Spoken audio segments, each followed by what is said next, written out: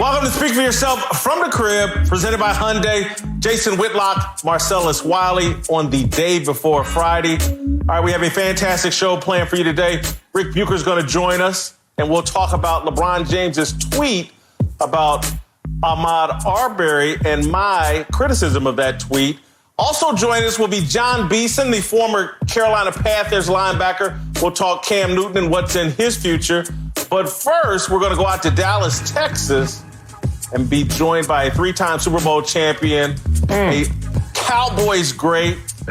And now there's a moose on the show, and it's not me. It's Daryl Johnston. Daryl, thank you for joining us. Let's get right to your Dallas Cowboys, who've made big news this offseason by signing Andy Dalton. And now Jerry's son, Stephen Jones, co-owner of the Dallas Cowboys, has made an interesting comparison of Andy Dalton to Nick Foles. Let's take a look at what Stephen Jones had to say. To have a guy like Andy Dalton come in here, not unlike what Philly had with Nick Foles when Carson Wentz went down, to be able to take control and win games, win huge games for you, if that's what you need, is really important. Certainly, you can lay your head on the pillow better at night knowing you have someone like Andy Dalton. All right, Moose, get us rolling here. Should Dak Prescott be bothered by Andy Dalton being analogized to Nick Foles? No, I don't think so at all. I think the big thing that Steven is using as a reference when he makes that comparison is experience playing in the NFL. And for the last couple of seasons, Dallas has been a little bit young and a little bit inexperienced at the backup quarterback position. So I think that this was a good move. I don't think it says anything that Dak Prescott would have to be concerned with. The big thing for me is that the Dallas Cowboy fan base should be excited, because if you do have that unfortunate situation where Dak misses a game, which he has not up until this point in his career, I think everybody feels a little bit more confident with somebody like Andy Dalton on the bench. Yeah, Dak shouldn't be bothered at all.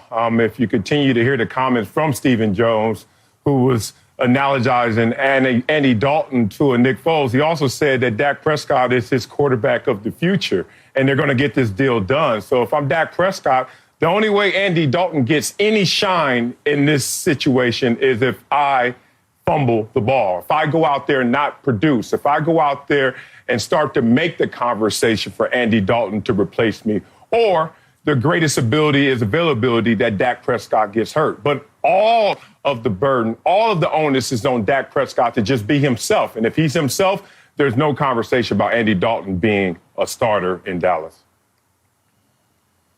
No, I absolutely push back agree. against both of you guys, and I'm going to push back against both of you guys and say, right in the NFC East, Carson Wentz, Nick Foles, and Carson Wentz right now, his job is somewhat in a tiny bit of jeopardy.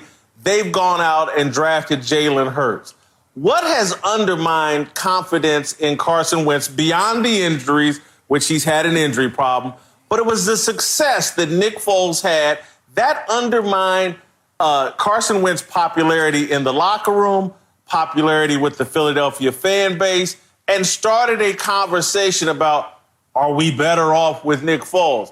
And so if I'm Dak Prescott, I'm a tiny bit, not dramatically bothered by Stephen Jones's comments, because, look, you want a quarterback that can come in and win playoff games for you. That's the ideal situation. But anytime that conversation is started about comparing you to Nick Foles, who, got a chance down in Jacksonville to be a starter once again, and there were a lot of people in Philadelphia that felt Philly should have kept Nick Foles over Carson Wentz, any type of analogies like that are a tiny bit bothersome to me. Well, I think one of the big things when we talk about the quarterback position especially is timing and circumstance. And we've had this conversation with a number of guys across the league. The one that I always use as a reference is Carson Palmer. And, we asked Carson one time, how many guys do you know that aren't in the league right now because of timing and circumstance? Not the right fit with the coach, not the right fit with the philosophy, didn't match the skill set of the quarterback. And I think that that's one of the things you can go to right now in Philly. When they lost Frank Reich, I think that was a much bigger loss in Philadelphia than people outside of the Philadelphia area will admit to. I think that there was a comfort there with both Carson Wentz and Nick Foles. I think that it was a great fit in the locker room. There was connection there with their spiritual belief, their faith. So, there's a lot of things that changed when Frank Reich left to go become the head coach of the Indianapolis Colts. And, I think there's still an adjustment period with, that quarterback room and what's going on in Philadelphia as they're getting used to the new normal.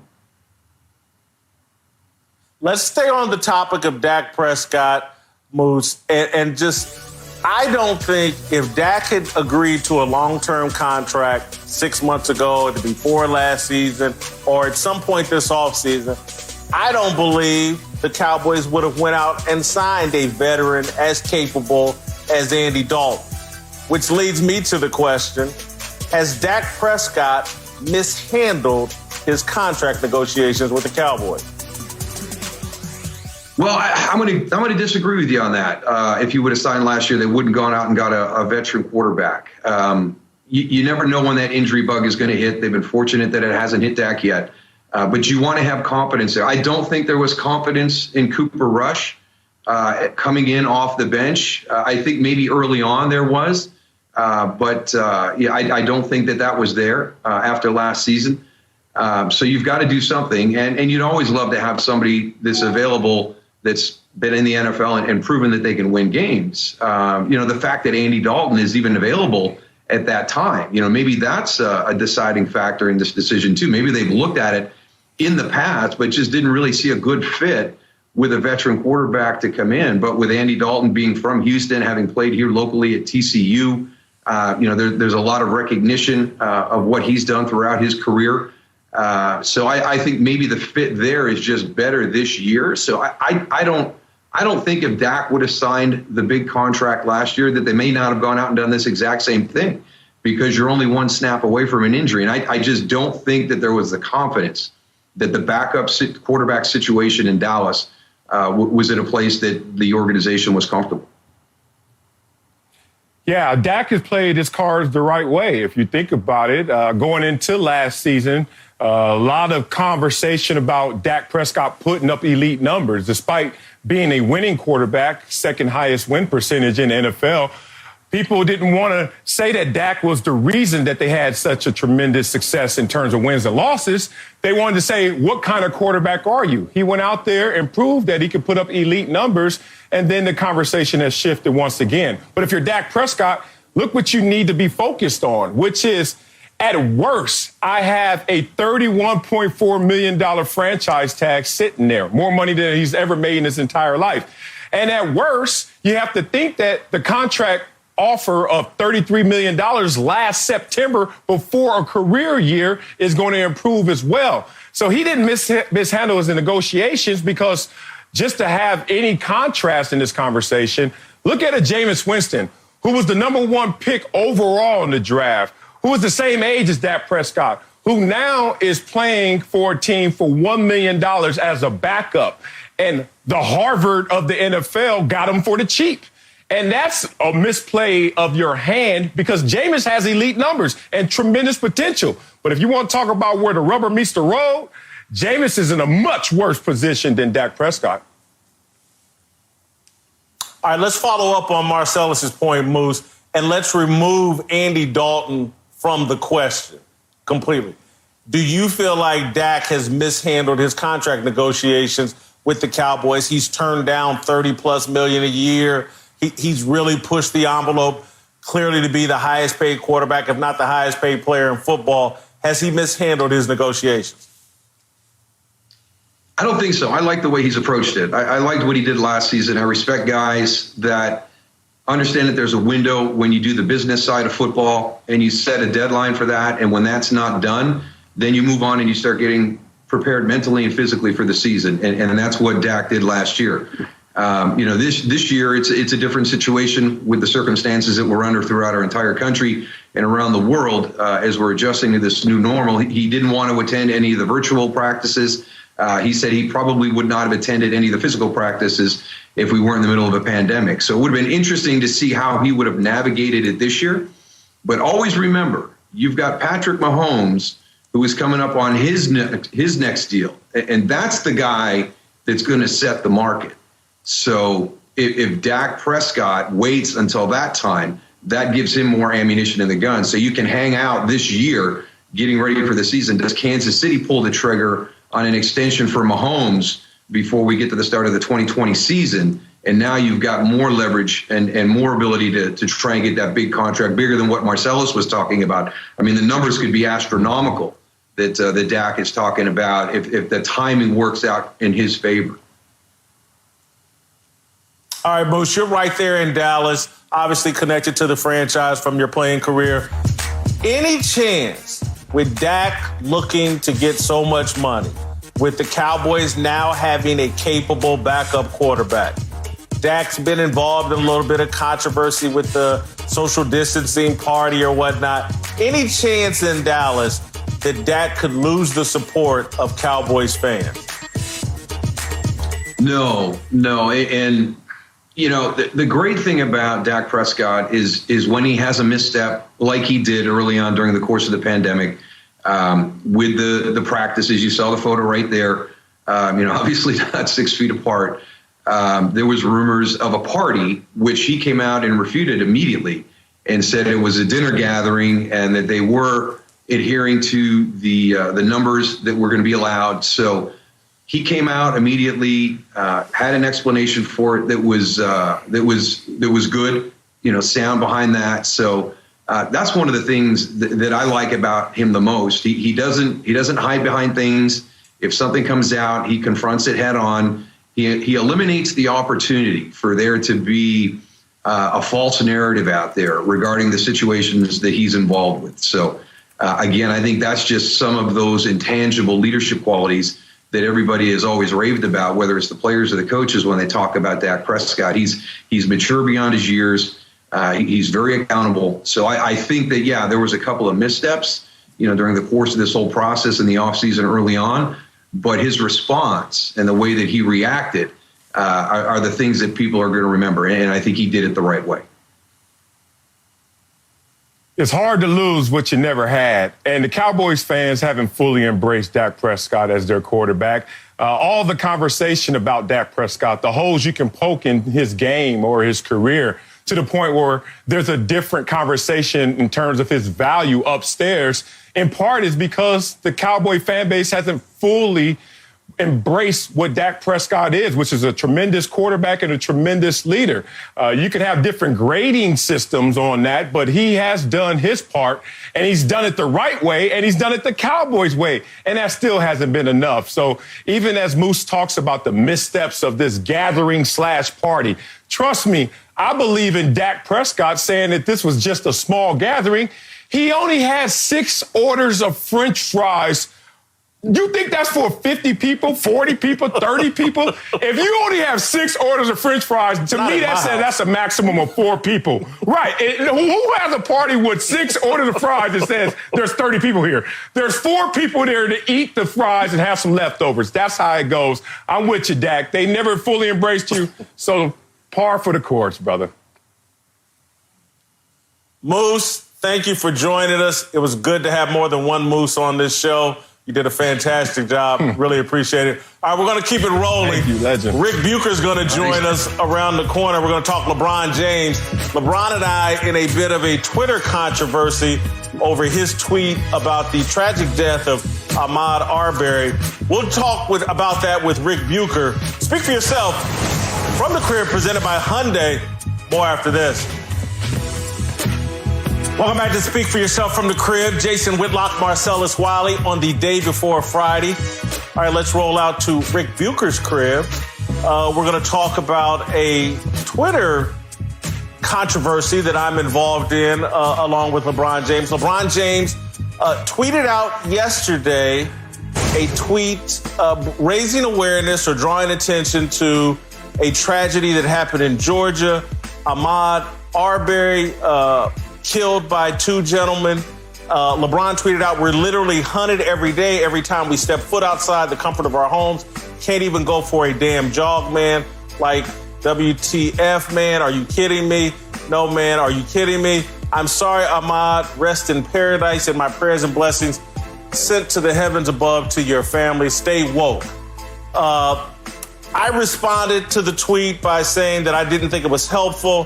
Where I made a mistake is I said that LeBron was trying to stay on brand and trying to build a brand comparable or more outspoken than Michael Jordan. The Michael Jordan comment is a distraction from my real point. It was a mistake on my part. But I stand by LeBron's rhetoric here, not helpful. This is not how you promote justice or change. The comments about being hunted every day just aren't true. They're polarizing, and they deflect from raising awareness about this tragedy that's gone on with Ahmaud Arbery. That was my problem with the tweet. I wish that I had expressed myself more clearly, because to some degree I made the exact same mistake as LeBron James. I undercut my real message with rhetoric that should have been left out. Anyway, Marcel, let's get us rolling here. What's your reaction? Do you have a problem with LeBron's tweet? I don't have a problem with LeBron's tweet, understanding where his frustration is coming from. I think the frustration spill up over as a father, as any person in this country, especially being a father, that you look at this situation, and he did talk in hyperbole. He says something that was exaggerated, not to be taken literally. And then the issue became also on top of that is your reply to it, which did the same exact thing. LeBron made the situation, the reality, seem worse than it is. Being hunted every day you walk outside, but you also, because you didn't actually talk to what LeBron was talking to, which is a murdered young man in the streets, that you focusing on the tweet actually made the situation seem to people better than it is. And hyperbole works in both directions. That said, let's talk to how this really hit me. The father in me, the guy who wakes up every morning, 6:30 in the morning, 3 little kids running around, get my son dressed every single day. And growing up, I wouldn't go as far as say I felt hunted, but certainly I was mindful of the violence surrounding me growing up. And it was an unfair anxiety that was placed on me based on my zip code, based on my locale. That now has exceeded those boundaries. What people are really reacting to is the randomness of all of this killing. And this country has a killing problem. We can talk about the different flavors in which it's served, black on black, in this case, white on black. We could go into all those different configurations, but at the bottom of this conversation, there is a killing problem, and it's random.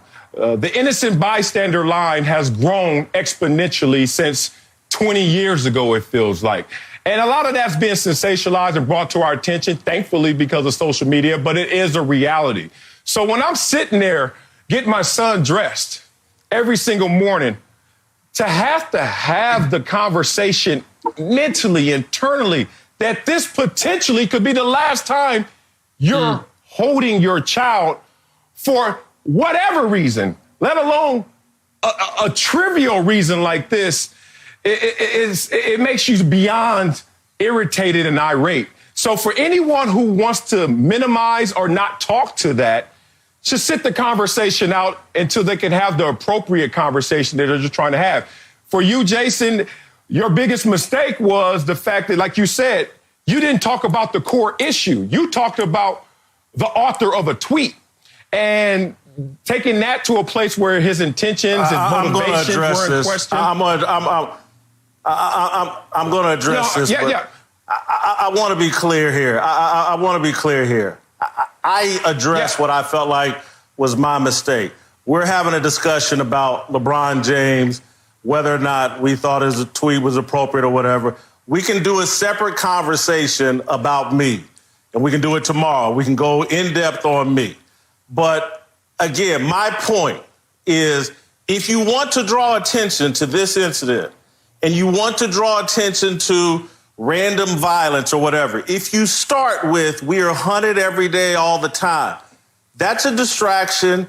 It's polarizing to people. Anybody you're trying to convince on the other side to join your side, they're not going to engage. And again, just as I started out by saying I made a mistake in trying to correct LeBron, I brought Michael Jordan into it and gave people a chance to be distracted. When my overall point was, and I've said it very clearly over social media and over Twitter, if the goal is justice for Ahmaud Arbery, the language that we use, the way we engage and try to raise awareness on this is very important. We need to engage in a language that promotes justice, not divisiveness, not further polarization, not giving in to emotions. That's where I think LeBron has made a mistake. LeBron has more influence over other athletes and more people than I do. He sets a tone. He's a Pied Piper for a lot of athletes. And I'm saying if those athletes want to be a part of bringing justice for Ahmaud Arbery, choose a tone that promotes that, not one that gives people an opportunity to distract and move away from that or be divisive and polarizing. We can have a discussion about Jason Whitlock in a future segment. No, I'm sitting across from Jason Whitlock through the camera, via camera. So I'm talking to you, I'm talking to LeBron, I'm talking this conversation.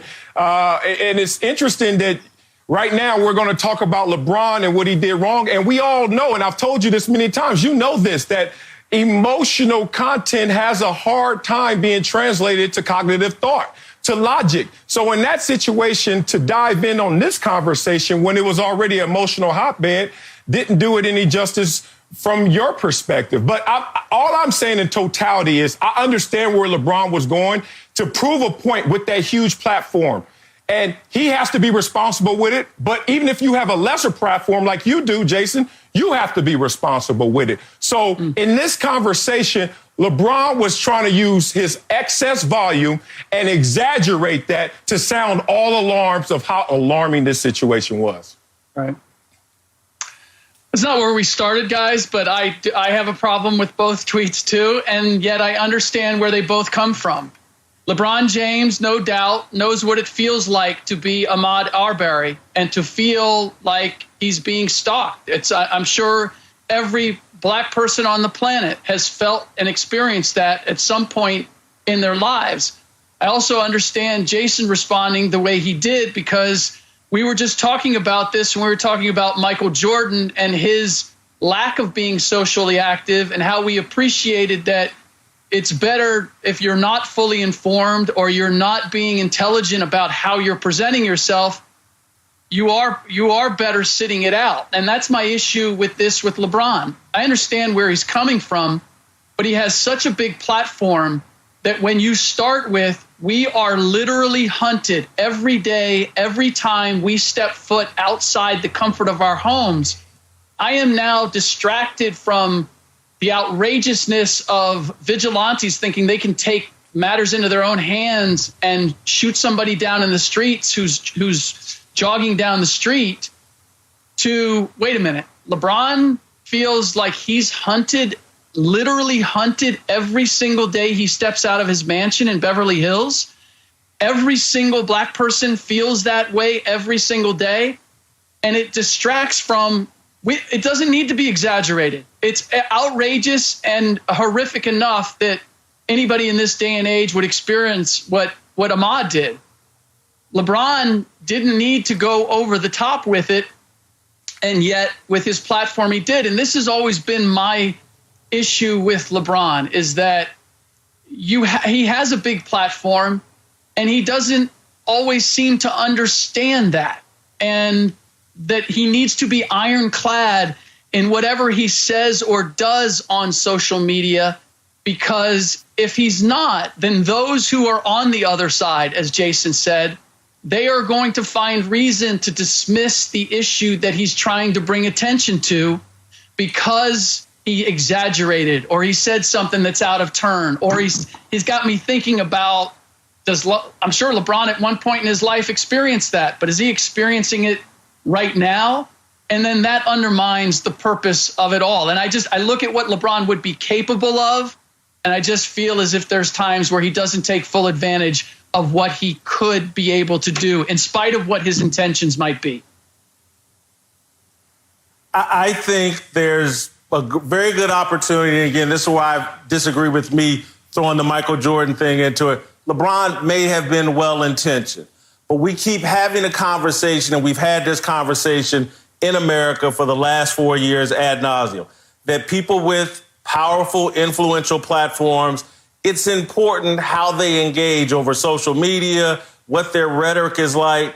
There's a big conversation almost daily about what comes out of the Oval Office and from our highest presidency and how they engage and the rhetoric they use, and is it actually helpful? Does it actually move the ball forward?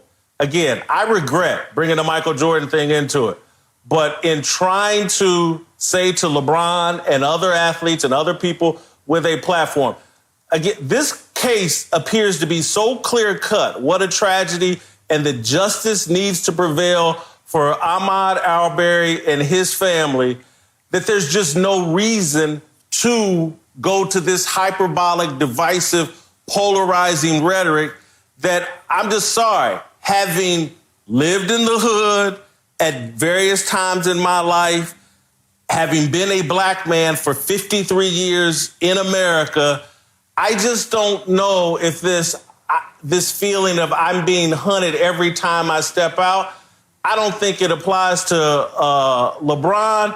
I don't think it applies to me. I don't think it applies to the overwhelming majority of African Americans. And it certainly, as it relates to the uniqueness and the likelihood of being hunted down in the fashion that Ahmaud Arbery was, that's just not very prevalent. We actually know what is prevalent. And so I just felt like being polarized. And again, LeBron's not a statesman. He's not a broadcaster. He's not a public figure. He's not a writer. I'm some of those things. And again, I'm acknowledging I put out a tweet that distracted from my point of view. And I get in this time, it's easy to be frustrated. We've all been locked up in our homes for 2 months. And social media baits us into being emotional and veer into rhetoric that is very polarizing. And I'm just, as it relates here, if the sincere desire is for Ahmaud Arbery and his family to get justice, let's be strategic about this. Let's not give in to emotion. Let's be careful with our rhetoric, because we're living in the most chaotic, divisive time that I think many of us can ever remember. And loaded languages and these words from big influencers can be very dangerous. Yeah, what the purest intention of language is just to convey meaning. So I don't want any of us to get up here and become literalists now and all of a sudden dissect every single syllable of a tweet and really not understand what is at play, which is to separate the signal from the noise, the message from the messenger. Yeah, LeBron at times, and even in this tweet, went to an extreme place. He exaggerated. But that's the very definition of what hyperbole is. It's not to be taken literally. It's an exaggeration to prove a greater point. And the greater point in this situation is to talk about Ahmaud Arbery. The greater point in this situation is how violence is random now, and no one can feel like they're in a safe space, whether it's a school shooting with little kids, or we're talking about inner city violence, or we're talking about running through the streets of Georgia and getting shot and gunned down. All of this randomness has people in an emotional place. And maybe that's not always going to come out logically sound. But in this situation, what we can't do is double down on something in the term of your reply to it, Jason. And then we want to just put focus on the messenger and not the greater message at large, which we all know what it is. All right. Thank you, Rick. Appreciate it. Stick around. Darnell's question of the day just around the corner. Speak for yourself from the crib. More after this. My guy. My question of the day. Welcome back to Speak for Yourself from the crib, presented by Hyundai. Jason Whitlock, Marcellus Wiley. The day before Friday. All right, time for Darnell's question of the day. Darnell, take it away.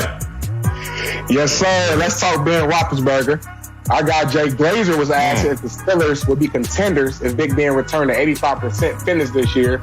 And Glazer decided to take a little shot at the QB, saying, quote, "First of all, let's not put the words fitness and Ben Roethlisberger together. They are allergic to each other.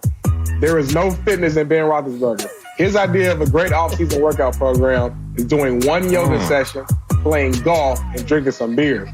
So I want to ask you guys, do you think the Steelers should be concerned about this? No. I think Jay Glazer, is a bit tongue-in-cheek here. I think likely has a relationship with Ben Roethlisberger and is talking about the Ben Roethlisberger before last year. I think Ben has, belatedly, like yours truly, addressed his weight issues. I wouldn't be too concerned. I think Jay's trying to be funny here. Yeah, I'm with you there. Nothing to be concerned about, not just for that reason, because him and Jay have a good relationship, and Jay knows, and anybody who knows Big Ben knows that Big Ben is not for the workout.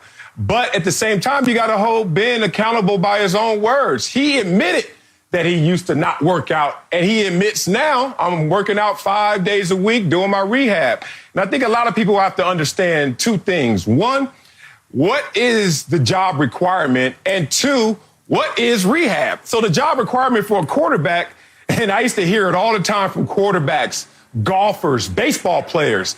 They used to say, man, I ain't messing up my arm, my swing, my game in no damn weight room because he's in a protected space. You never could touch the quarterback in practice. He gets hit 7 times on a Sunday afternoon, and that's life. And then if you know what rehab is, it's not the same as working out.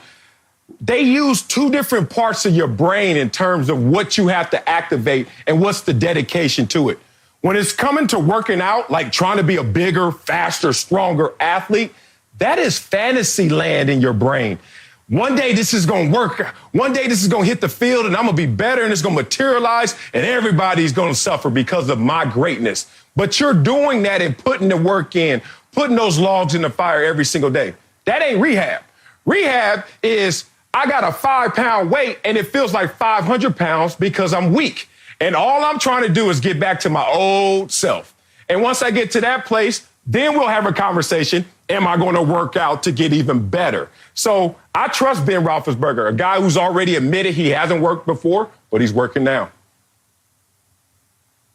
All right, Darnell, I'm going to give you the final thought on this. Be quick, because it actually looks like you may have lost 2 or 3 pounds during this quarantine. Yeah. Should the Steelers fans be worried about Big Ben? I actually lost about 10 pounds, Whitlock, but I don't think the Steelers should be concerned at all. Big Ben is a veteran guy. He's a Super Bowl champion. He knows what it takes for him to be successful. I mean, he's never been too much of a mobile quarterback. Yeah, he can move around in the pocket and avoid, taking sacks, but he's not a guy who's going to go out there and beat Lamar Jackson. So his physical fitness has never been a large part of his game. He's always been a bigger, kind of chubbier quarterback and has been successful. As long as that shoulder's healthy, he's good to go. That's real. All right, we got to keep it rolling. Jon Beason, former NFL linebacker, former teammate of Cam Newton. Jon Beason from his crib. Speak for yourself from the crib, presented by Hyundai. Stick around, more after this. Welcome back to Speak for Yourself. Today's big story is sponsored by KFC's $20 fill-up. Drive-thrus open or get delivery by Grubhub. That's my dog. That's my dog. Welcome back to Speak for Yourself from the crib. Jason Whitlock, Marcellus Wiley. Time to roll out to Jon Beason's crib in Coral Gables, Florida. Beason, a former NFL linebacker, former Carolina Panther, teammate of Cam Newton's. We'll start by talking about Cam Newton and his latest post on Instagram, where Cam kind of addressed, I felt, some of the main criticisms being directed at him and had some interesting things to say in this IG post. Take a listen. I'm an ultimate professional. Don't get jaded by the way I look and the way I talk and the way I dress and the things like that. Like, bro, I'm an ultimate pro. Feel me? No distractions outside of football. Man, when it comes to football, bro, I'm the ultimate pro. You ain't never had to worry about me late to a meeting. You ain't never had to worry about me missing a meeting, domestic violence, drunk, disorderly conduct, can't partying too much. Like, bro, I'm a pro, man. All right. John, get us rolling here. Good or bad look for Cam Newton, this Instagram post? You know, I actually think it's a bad look. I think that, having played with Cam, everything that he's stating is documented. It's a well-known fact that you are a pro, that you don't get in trouble, that you don't drink, that it's hard to get you to come party. You are locked in at your job. But making it about the way you look, the way you dress for a game with a feather in your hat, or the off-field things that people might perceive about you, I think it's backwards. I think the reason why Cam is in the situation he's in is because, like most of us, we get injured. And the truth of the matter is, it's a COVID problem. It's a timing problem. March 24th was too late for Cam Newton to hit free agency. A lot of the money had been gone. And with COVID, it's healthy or not. Cam Newton healthy, we know, is a starter and a premier player in this league. I don't like the post personally.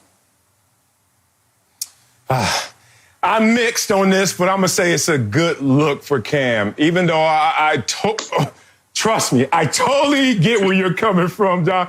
Here's the thing, though, in today's world, when everyone can say something about you, everyone can say something about your name, it's okay sometimes to remind them what your name really is. And I think that's what happens. A lot of times you can check your Twitter mentions, you can check your Instagram, you can beat Cam Newton, you can read reports from Rappaport, everybody.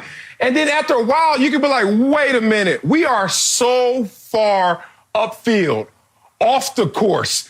Let me just remind people what the epicenter of Cam Newton looks like. And this is a guy who buys in, makes others buy in, and has success, tremendous individual success. So I think it's okay at times to remind people of who you are without sounding audacious. Yeah, I'm going to agree with Marcellus and go good look here for a slightly different reason. I just think for Cam to show the self-awareness of like, hey, look, these are the criticisms people have of me. Yeah. They think I dress too flamboyantly. They think that I'm not professional because I'm distracted X, Y, and Z. I don't think I would have addressed it the way that Cam did. But to me, that's like a clue that like, oh, okay, Cam knows what the criticisms are. Let me set the record straight and tell you all, no, I'm a professional. I'm all in on football. My criticism of Cam is like, hey, man, we all know you got a body like a Greek god. We all know you're one of the greatest athletes to ever play in the NFL. I don't need more proof of that. I need more proof mentally, verbally from you that you're all in on football. And again, this isn't the way I would have expressed it, particularly when you start wanting credit for, hey, I've never been domestic violence or disorderly conduct. But Cam coming directly out and setting the record straight like, no, man, I'm about this life. John, I think that's the right message for Cam Newton and making sure executives know that have never worked with him that no, I'm all in on football. Injuries are out of your control. You look at entertainers in comparison to athletes. We have to be a role model. We have an employer. If you're an entertainer, you can get in trouble. Whatever happens, you can come back, make an album, make another movie, and make money. Athletes don't have that luxury, and that's the truth. Cam's making it about things that he thinks that people perceive of himself, which means you can control that. Injuries you can't control. So if you can control how people perceive you, then why not be the ambassador that you say that you are, even though people are thinking this based on what you're doing? To me, that's not smart. That's moving backwards. But since you are a smart individual, you do understand that injury.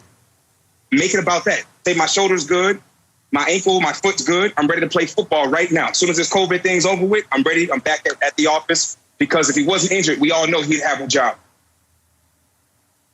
Man, you got me on the ropes. I'm telling you, he did sound a little Chris Rockish, talking about, I ain't never been to jail. I take care of my kids. It kind of was going down that lane, which is not going to obviously get you into the building any faster. But with that said, hey, man, they can't keep dragging your name through the mud. Sometimes you got to dust it off and clean it up, and I'm glad he at least tried to do that correction. All right, the NFL Network's Ian Rappaport reported today that despite the popular belief and the advice that Cam Newton shouldn't be a backup quarterback, Ian Rappaport is reporting that Cam would obviously prefer to be a starter, but would be a backup in the right situation. I believe it was Dan Wetzel that wrote this morning that Cam is the ultimate insurance policy and that he should wait until a starter gets injured before signing with a team. Jon Beason, do you agree with this advice that he should wait until he's a starter before signing? Absolutely not. I've been through this. I've been the face of a defense, the highest paid in my position, all-pro, Pro Bowler. You get injured back-to-back years like Cam Newton just did. They send you packing. They send me to New York. I was playing for the minimum, per-game bonuses, and I had to actually take a special teams rep.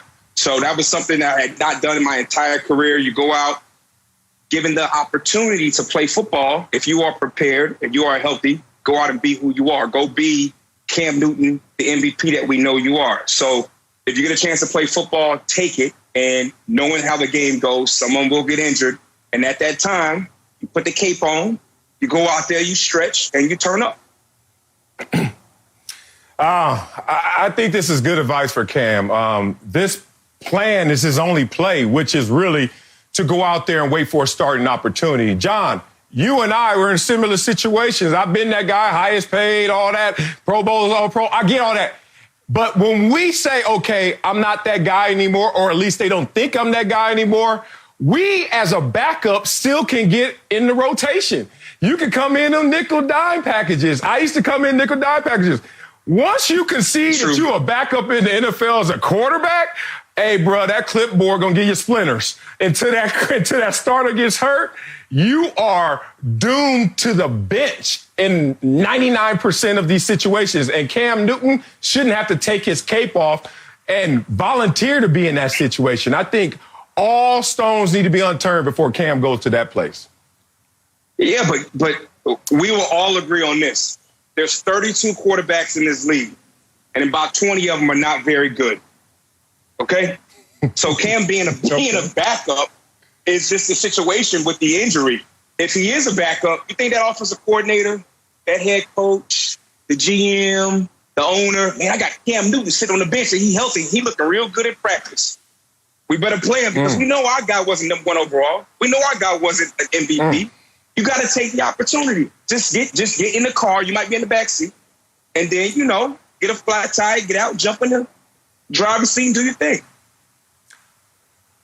Totally agree. I saw Jeff George years ago take a backup job in Minnesota behind Randall Cunningham. Randall Cunningham got hurt, struggled. Jeff George jumped in, put it in work, led on to greater opportunities. Same thing with Cam Newton. Wherever he gets in, he will eventually fit in at some point. The NFL is a game that guarantees injuries. All right, Jon Beason, I got to say this. LeVar Arrington hyped you up, and you delivered. I can see why the ACC Network has you as a analyst for them in football. You absolutely delivered. Great job. We'll have you back again. All right, Uncle Jimmy, right around the corner. We'll talk about our approval rating for Dak Prescott. Speak for yourself from the crib. Presented by Hyundai. More after this. All right, to speak for yourself from the crib. Jason Whitlock, Marcellus Wiley.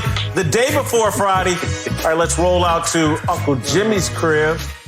Uncle Jimmy, welcome to the show. You got a take on Dak Prescott before we give our approval rating. Yeah, man. I wish that you all would, you know how the phrase say, act like you've been there? Yeah, they say that. Listen, man, this is what happens. Everybody knows that Dak and Jerry was having some problems in their relationship. Okay, everybody knows that. Everybody knows that Dak and Jerry chose to separate to try to work through their contractual problems. The only problem is that while they were separated, Jerry chose to move Andy Dalton in. Now, when Dak get ready to go home, he gonna find out Jerry done changed the locks, and Andy Dalton talking about, excuse me, may I help you? You need something? What you want, Dak? This is all bad, bro. Where Andy? All right, that's enough for you. We'll see you tomorrow.